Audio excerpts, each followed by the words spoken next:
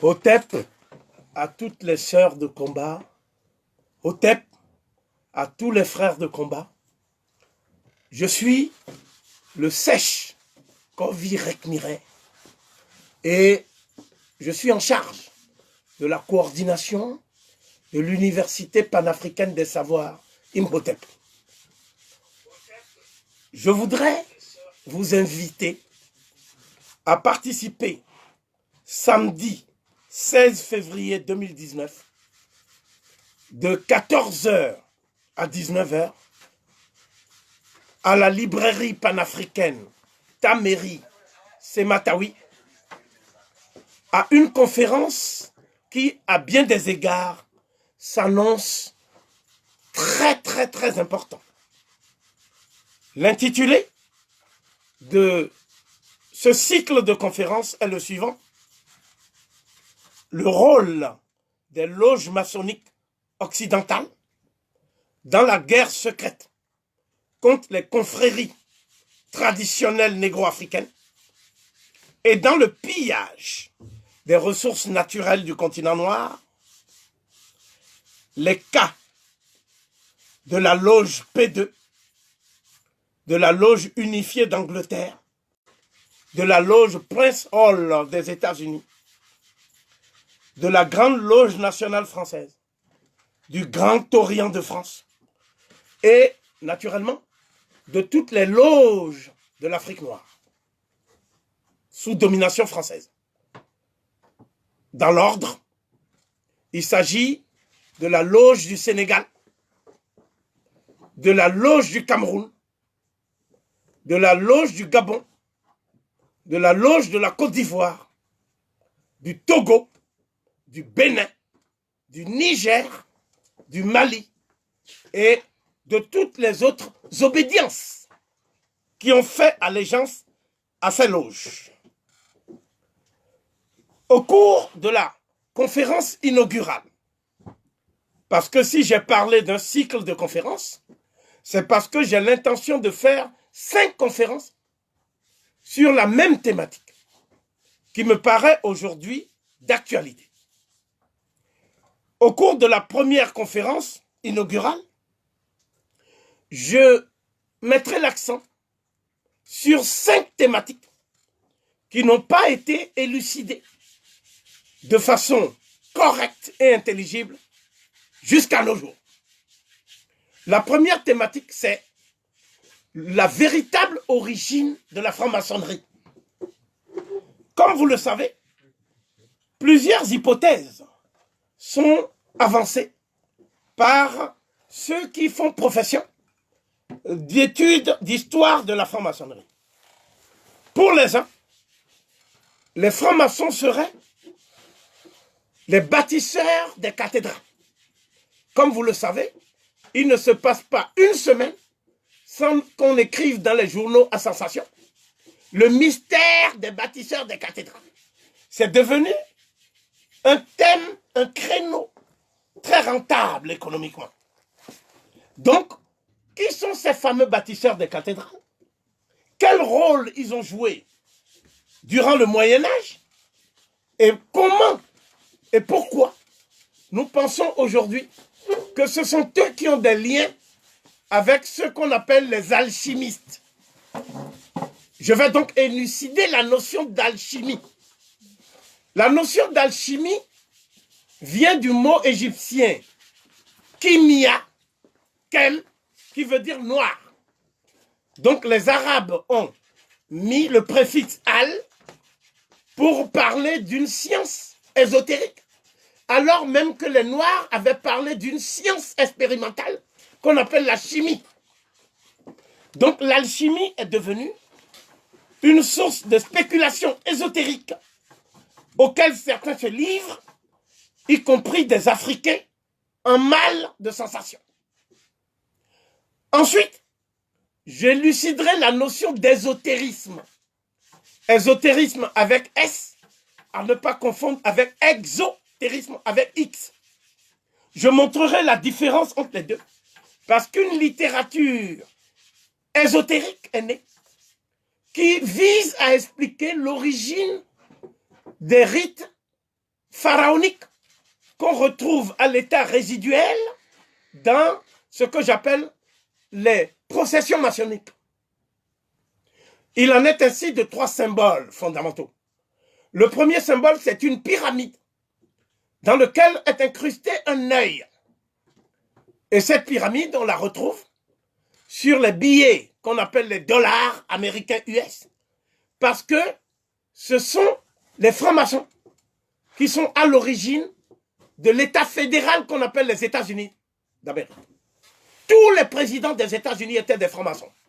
Tous les présidents des États-Unis étaient des francs-maçons.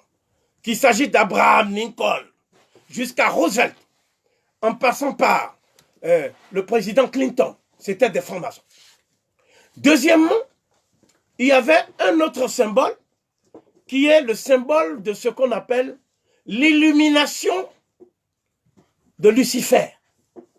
Donc le symbole luciférien qui serait un détournement du symbole du dieu Ra, la cristallisation de l'énergie divine à travers la lumière, ce qu'on appelle le disque solaire d'Akhenaton. Et ce symbole a été détourné et est devenu celui d'un ange déchu dénommé Lucifer. Donc, il ressort de ce que je viens de dire que c'est le dieu Ra lui-même qui est ainsi instrumentalisé pour devenir le contraire de ce qu'il a toujours été, c'est-à-dire la source du rayonnement de l'énergie divine pour propager la vie dans le cosmos. Le dernier symbole, c'est celui du temple maçonnique. Comme vous le savez, on dit qu'il existe un temple de Salomon, ce roi juif qui aurait laissé des merveilles. Mais j'attire votre attention sur le fait que ce temple a été dessiné par des juifs et des occidentaux à leur suite, pour pouvoir rivaliser avec les vrais temples qui, eux, existent réellement. Voilà pourquoi on n'a jamais pu faire des fouilles archéologiques où on a trouvé même les fondations de l'hypothétique temple de Salomon. Quoi qu'il en soit, c'est à partir de cette légende qu'on a construit l'idée qu'il y a les Templiers. Qui sont les Templiers? C'est la deuxième hypothèse pour rendre compte de l'origine des francs-maçons. C'est une secte militaro-mystique qui attaque ce qu'on appelle les populations que Paul, Saül de Tarse, lui-même disciple de Gamaliel, c'est-à-dire les populations qui sont dans une sorte de secte. Et cette fameuse secte, c'est ce qu'on appelle effectivement la secte de Paul de Tarse, de Saül de Tarse. Donc cette secte, certains se réclament de l'héritage de Gamaliel pour expliquer ce qu'on appelle les Templiers. N'oubliez pas que dans les synagogues, qui étaient en fait des reprises des temples égyptiens, il y avait 3 types de fonctions. Il y avait ceux qu'on appelle les gardiens du temple. Il y avait ceux qu'on appelle les marchands du temple. Et il y avait ceux qui s'occupaient de rançonner, je dis bien rançonner, les fidèles de l'espace synagogal. Donc, une pratique consistait à aller voir des populations qu'on appelle les gentils. C'est le cas de Saül de Tarse. Qui sont les gentils? C'est les Corinthiens, les Éphésiens, les Thessaloniciens. Et c'est pour ça qu'on avait fait des épîtres pauliniens, pour pouvoir aller voir les gentils pour prêcher le Messie juif. Mais on leur prenait leur terre. On leur disait de se détourner de tous les biens éphémères de la terre et de se plonger vers un monde imaginaire et illusoire. Et ces gens travaillaient pour les pharisiens, puisqu'il s'agit du nom de cette secte. Et non seulement ils travaillaient pour les pharisiens, mais à la fin, ils étaient souvent même suppliciés et éliminés quand ils étaient inaptes au travail. Donc, ce que je veux dire par là, c'est que les Templiers, c'était une secte guerrière qui, sous des couverts d'humanisme ou de ce qu'on peut appeler la fraternité, vous voyez ces deux mots-là, vous les retrouverez dans l'idéal maçonnisme. La fraternité et l'humanisme. Vous voyez, fraternité parce que les maçons s'appellent les frères de lumière. Humanisme parce qu'ils disent qu'ils sont les gardiens de la divinité de l'humanité. Et donc, nous voyons dès le IIe siècle s'ébaucher ce qui va devenir la structure mère à partir de laquelle la franc-maçonnerie historique va émerger. Il s'agit de l'hermétisme. L'hermétisme, c'est tout simplement la spoliation de l'héritage de la science sacrée du collège de Kémenou, que nous appelons à tort Hermopolis. Et le démiurge, c'est-à-dire le néther tutélaire qui transmet aux scribes toutes les connaissances connues de l'humanité, s'appelait Djerouti, A. A, ça veut dire grand en égyptien, pharaonique. Donc, cette triptyque veut dire qu'il était grand au sens où il s'est levé du stade de l'animalité vers le stade de la divinité. C'est l'élévation, la transcendance. C'est le caractère transcendantal du message de Djerouti. Il y avait la grandeur au sens de l'abondance. C'est-à-dire que la nourriture spirituelle de Djerouti était une nourriture semblable à une mer, à la mer, à un océan. On ne peut pas avoir soif au point d'engloutir tout l'océan. Voilà pourquoi les Lamentins vont boire à la source. Mais chacun boit ce qu'il peut boire. Mais on ne peut pas tout engloutir. Voilà pourquoi le savoir est inépuisable. Et personne ne peut dire qu'il détient la totalité du savoir dans toute la mesure du possible. Enfin, il était grand dans le sens de la grandeur d'âme, la grandeur de son cœur, la pureté de son cœur, qu'on appelle Ib en pharaonique. Quand on dit Dar Ib, ça veut dire purifie ton cœur. Donc l'être qui a le cœur purifié, il a beau ne pas avoir d'argent, il a beau ne pas avoir de biens matériels, il est assuré d'être dans ce qu'on appelle les secrets et les desseins de la providence d'Amon-Ré. Et c'était ça le secret du bonheur chez les Noirs. Ce que l'institution maçonnique va détourner à travers un texte que je vais révéler samedi, qui s'appelle le Corpus Hermeticum. C'est à partir de ce texte, le Corpus Hermeticum, que l'idéal maçonnique est apparu. Il ressort donc de cette brève tentative d'éclairage que le Corpus Hermeticum est à l'opposé des valeurs enseignées par la science sacrée de Kémenou.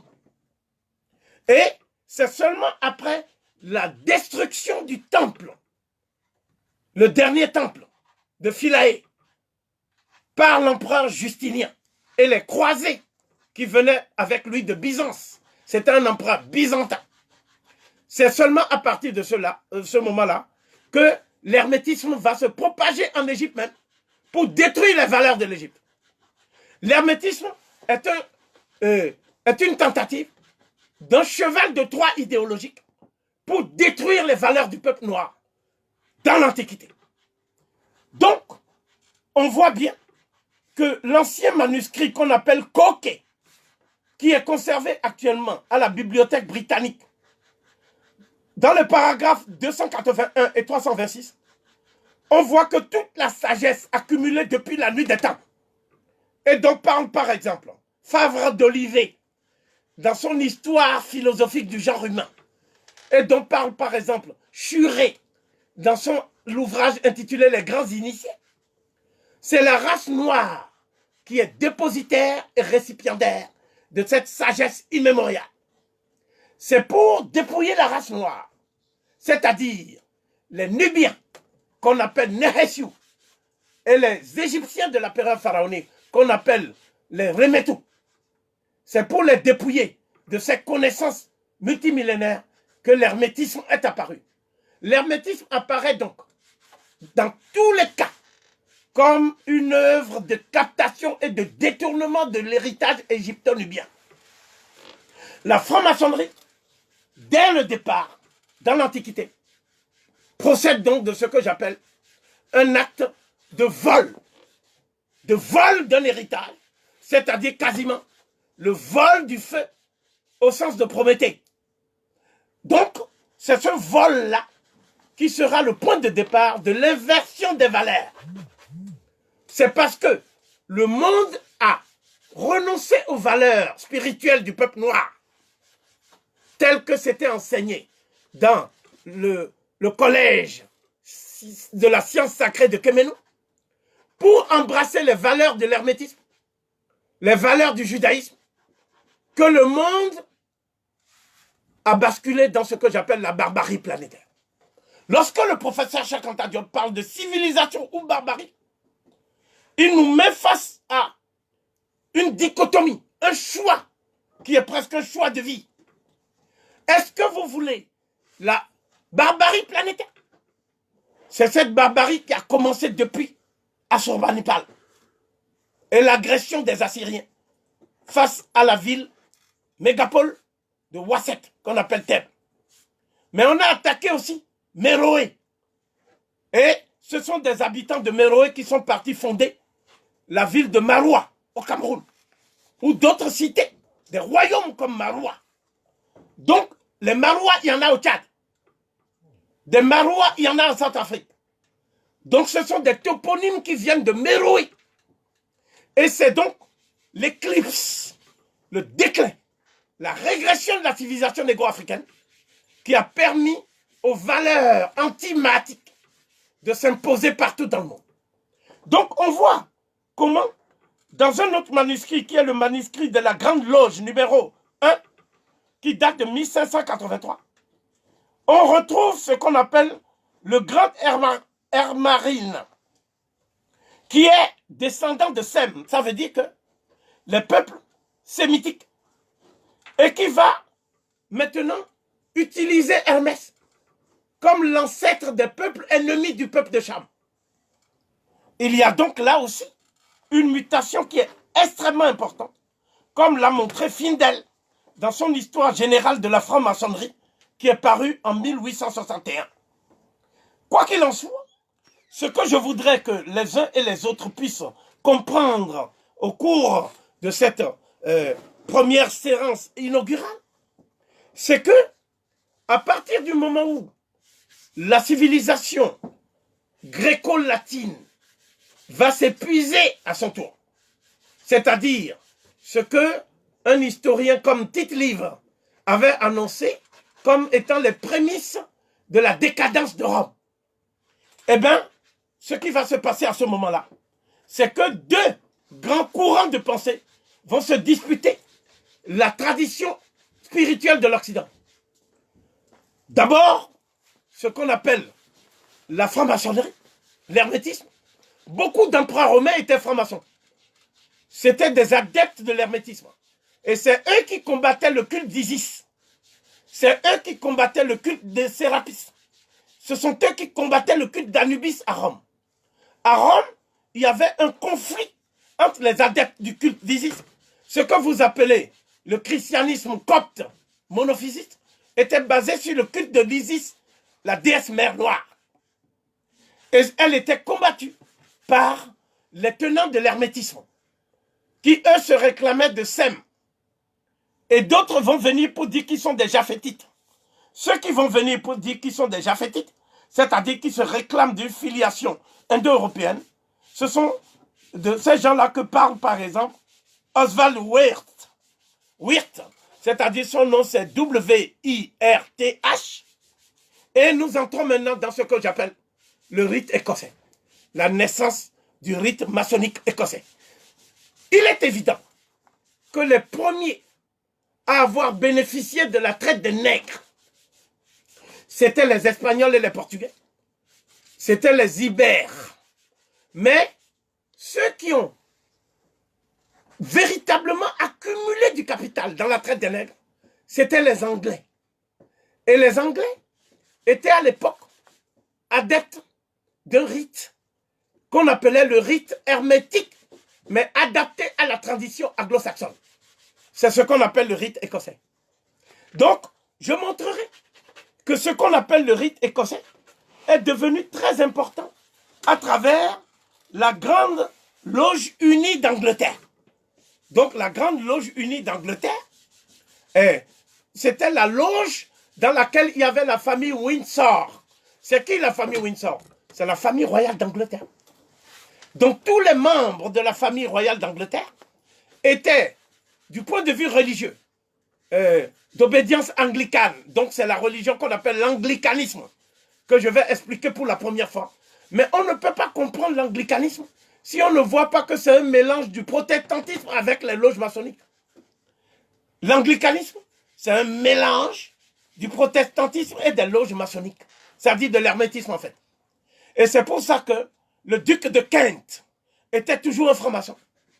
C'est pour ça que le mari de la reine d'Angleterre, c'est-à-dire la reine actuelle, Élisabeth, le mari de son ancêtre qu'on appelait la reine Victoria, étaient tous des maçons, des francs-maçons. Et ce sont des francs-maçons qui ont été à l'origine du projet colonial de la Grande-Bretagne et de l'Angleterre. Et les gens qui ont lancé aussi le colonialisme, parce qu'à partir du moment où la traite négrière ne pouvait plus se poursuivre en toute sérénité, mais qu'il y avait des révoltes de Saint-Domingue, des révoltes des Noirs partout, ce que j'appelle le processus insurrectionnel de la Caraïbe et des Amériques. À ce moment-là, ils ont dit, au lieu d'aller si loin chercher des nègres et prendre le risque de voir des blancs égorgés par des nègres totalement ivres de vengeance, il faut rester en Afrique. Et en restant en Afrique, on va créer ce qu'on appelle maintenant des protectorats. Et dans ces protectorats, on va faire du travail forcé. Et la meilleure façon de faire le travail forcé, c'est de spolier les Noirs de leur terre. Les Noirs étant des agriculteurs, ils étaient obligés maintenant de venir travailler pour manger. Et c'est là où on va leur dire, vous n'allez plus produire ce qui vous permet de manger. C'est-à-dire du mil, du manioc, du sorgho, etc. Vous allez produire maintenant du coton, du café, du cacao, du tabac. Parce que toute votre production doit être destinée au marché extérieur, c'est-à-dire au marché de l'Angleterre. Donc ceux qui ont fait ça, c'était des francs-maçons. Ils s'appelaient Granville Sharp, ils s'appelaient Wilberforce, et d'autres dont je vais parler en détail. Et ce sont ceux-là qu'on appelle les abolitionnistes anglais ou écossais. Donc c'est la franc-maçon qui est la franc-maçonnerie anglaise du rite écossais qui est à l'origine de la colonisation et du travail forcé. C'est à ce moment-là que les Français vont maintenant prendre le train en marche. Et les Français vont faire la même chose. Mais cette fois-ci, vous aurez le nom de Victor Schœlcher. Et Victor Schœlcher, c'était un franc-maçon. Et non seulement un franc-maçon, mais il gérait lui-même des colonies pour le compte de ses parents. Et ce n'est pas un homme qui a voulu le bien des Noirs, parce qu'il n'a pas un seul kilomètre carré où on ne trouve pas de lycée Victor Schœlcher. Tout ça aux Antilles.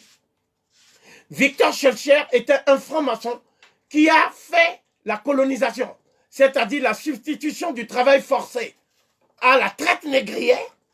Il a fait ça pour des questions de rentabilité économique. Il ne l'a pas fait pour des raisons philosophiques et humanitaires, contrairement à beaucoup d'Africains, ce que les Africains pensent. C'est pour ça que j'ai parlé aux Caraïbes, en Guadeloupe, lorsque j'ai fait ma conférence en Guadeloupe, de déscholchérisation des esprits.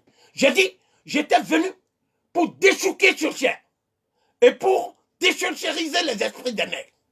Donc, cette histoire doit être connue des Africains. Parce qu'aujourd'hui, le 10 mai en France, qu'est-ce qu'on commémore? On ne commémore pas les résistances de nos ancêtres. On commémore la bonté des abolitionnistes blancs. C'est ça qu'on commémore le 10 mai. La vraie date de commémoration, c'est le 22 août. C'est la date où les résistants africains ont pris leur liberté à Saint-Domingue, après la cérémonie du Bois Caïmoun, qui a duré du 14 au 22 août 1791. Donc, cette idée selon laquelle les loges maçonniques ont bénéficié de l'argent de la traite des négrières, cette idée est d'autant plus prégnante que Voltaire était franc-maçon.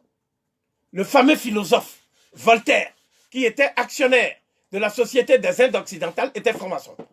Montesquieu étaient francs-maçons. Et ils ont tenu tous les mêmes propos, à savoir que le noir a une apparence humaine, mais Dieu ne peut pas avoir fait un cœur bon dans un corps tout noir.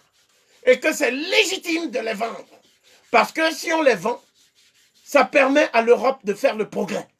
C'est-à-dire, c'est grâce au sucre qui vient du sang et de la sueur des Noirs que Voltaire mangeait.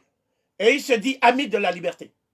C'est pour ça qu'ils ont créé la Société des Amis des Noirs. La Société des Amis des Noirs était une société qui gagnait de l'argent sous prétexte d'éduquer les Noirs, de leur permettre d'avoir du progrès. Mais en fait, cette société vivait sur le dos de l'esclavage des Noirs et du travail forcé. Donc, c'est pour ça qu'il y avait aussi le club Massiac en France, qui était le club des colons, n'est-ce pas? Et ce club était gangréné par les francs-maçons, infiltrés par les francs-maçons. Mais l'Église catholique, c'est elle qui va créer la structure maçonnique la plus cruelle et la plus raffinée qui soit.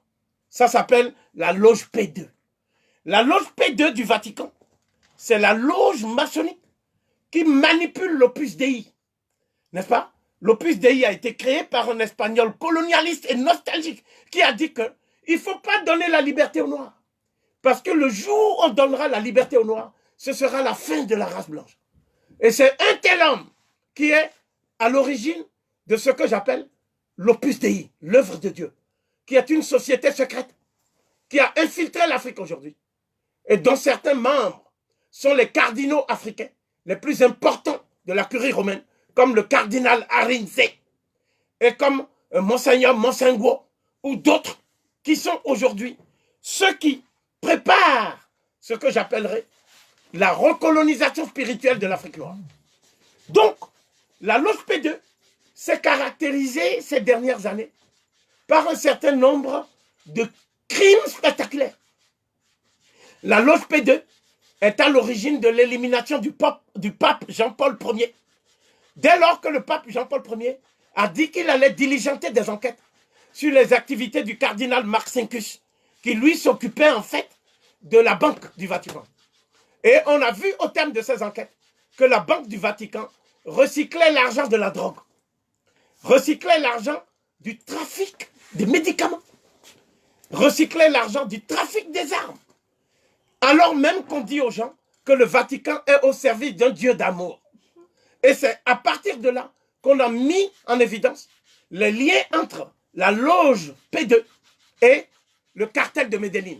Le cartel de Medellín, c'est ceux qui vendaient la drogue en Colombie avec Pablo Escobar. Et Pablo Escobar, au moins, il donnait l'argent aux pauvres. Il donnait, redistribuait l'argent aux pauvres. Mais ceux du Vatican, c'est-à-dire le cardinal Vio, et tous ces gens-là, et aussi le pape qui dit qu'il a démissionné, c'est-à-dire, effectivement, le pape allemand, qui était dans les jeunesses hitlériennes, hein, c'est-à-dire Ratzinger. Tous ces gens-là étaient impliqués jusqu'au cou dans ce qu'on peut appeler les activités délictueuses et mafieuses de la loge P2. C'est la loge P2 qui, aujourd'hui, gangrène les pays africains et travaille directement avec les loges maçonniques. Alors qu'on vous dit que la franc-maçonnerie et l'Église ne s'entendent pas. Mais sur le terrain africain, la franc-maçonnerie et l'Église travaillent de concert. Et leur but, c'est de détruire les confréries africaines traditionnelles. Parce que ces confréries africaines traditionnelles qu'on a diabolisées. Par exemple, la confrérie Malinké de Como a été diabolisée. Et le rôle, c'est d'utiliser les enfants des initiés pour infiltrer sa confrérie. Et qu'est-ce qu'on fait maintenant? Il y a une branche d'une confrérie du Gabon. Et cette confrérie a été initiée par les Pygmées, qui ont donné ensuite ces connaissances scientifiques, médicinales, dont parle le doyen Victor Bissengué dans ses travaux sur les Pygmées Aka. Ces connaissances ont été données aux Apindji. Et c'est les Apindji qui sont à l'origine de ce qu'on appelle le rite Bwiti. Je montrerai comment le rite Bwiti est directement lié au rituel pharaonique. Je montrerai que parfois même les formules sont identiques, les connaissances identiques. Et ces connaissances sont sorties du même sanctuaire. Et ce sanctuaire, c'est ce que j'appelle la région des Grands Lacs africains et les sanctuaires de Nubie. Donc, les confréries africaines notamment les confréries les plus combattues en Afrique aujourd'hui, sont au nombre de 4. Il y a une confrérie qu'on appelle la confrérie des Congos, c'est-à-dire les dompteurs de léopards. Cette confrérie est la plus combattue parce que depuis les Portugais, c'est-à-dire depuis 1525, il y a eu au moins 40 millions de morts au Congo. On appelait Congo la RDC actuelle, le Congo-Brazzaville, l'Angola, le Gabon, une partie du Cameroun. Tout ça, c'était dans l'empire, l'ancien royaume du Congo, dont la capitale se trouve actuellement en Angola, qu'on appelle Mbanza-Congo. Donc cette confrérie-là, on continue à lui faire la guerre aujourd'hui. Parce que le Congo, le bassin du Congo, c'est le lieu où il y a les 3/4 des réserves énergétiques et minières de la planète. Il y a ensuite le Nigeria. Si vous avez des sectes comme Boko Haram, ce n'est pas pour rien. Boko Haram, c'est une secte qui a été formée par des francs-maçons islamistes, c'est-à-dire la famille qu'on appelle les Ibn Saoud, qui règne sur l'Arabie Saoudite. Ce sont des sionistes arabes, islamistes. Et ils ont créé une légion qu'on appelle Islamic Freedom Fighters. Et cette légion, un de ces détachements, c'est ça qu'on appelle Boko Haram.